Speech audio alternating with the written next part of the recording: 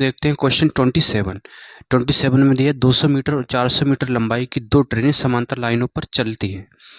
ठीक है भाई, एक तो दी है 200 मीटर की और दूसरी ट्रेन दी है दोस्तों 400 मीटर की, और ये एक ही दिशा में जा रही है ना, समांतर लाइन पे जा रही है। इसका मतलब एक ही दिशा में दोनों जा रही हैं।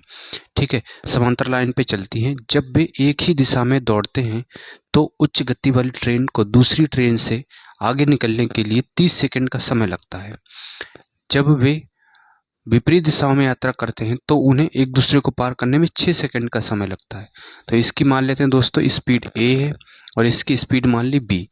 तो देखिए दोस्तों, यहाँ से अब ये पार कर रहे हैं एक दूसरे को, तो इनका जो है लेंथ जुड़ जाएगी। तो 400 200 कितना होगा, 600 होगा। ठीक है, क्या कह रहा है, 600 होगा। कब होगा, जब वे एक ही दिशा में दौड़ते हैं। तो एक ही दिशा में होगा तो रिलेटिव स्पीड क्या होगी दोस्तों, घट जाएगी। तो ये a माइनस बी होगा, रिलेटिव स्पीड घटेगी। कितने समय में पार करते हैं एक दूसरे को, तो एक दूसरे को 30 सेकंड का समय लगता है। तो बराबर ये 30 के होगा, 30 से इससे काटेंगे तो ये आएगा 20। तो यानी कि a माइनस बी बराबर कितना हो गया दोस्तों, 20। इसे मान लेते हैं समीकरण फर्स्ट। ठीक है, समीकरण फर्स्ट मान लेते हैं।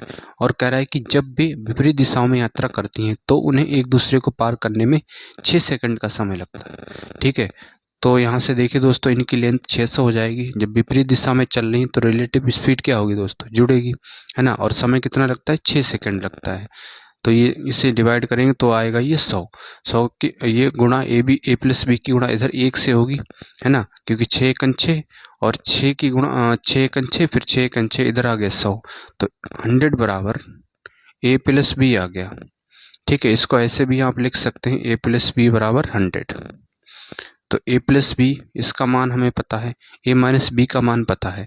ठीक है, तो यहाँ से देखिए दोस्तों, इनकी निकालने की ट्रिक क्या है कि a माइनस बी हमें पता है और a प्लस बी हमें पता है, और इनका कोफिशिएंट यानी कि जो इनका गुणांक है वो कितना है, 1 है ना। a के भी गुणा में 1 है और b के भी गुणा में कितना है, 1 है। तो इनका गुणांक 1 हो गया। तो कैसे निकालेंगे, a का मान निकलेगा दोस्तों, दोनों को जोड़ दो, उसका आधा कर दो। 100 और 20 को जोड़ेंगे, उसका आधा आएगा 60। और b का मान कितना आएगा, दोनों को जोड़ दो, दोनों को घटा दो, b का मान निकलेगा, दोनों को घटा दो, उसका आधा कर दो। तो 100 में से 20 गया 80, 80 का आधा 40 हो गया। ठीक है, a का मान हो गया और b का मान हो गया।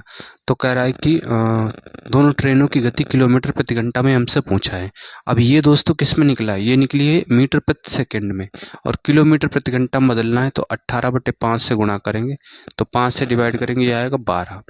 ठीक है, 12 8 96 हासिल 9, 12 एकन 12 और 9 216 किलोमीटर प्रति घंटा।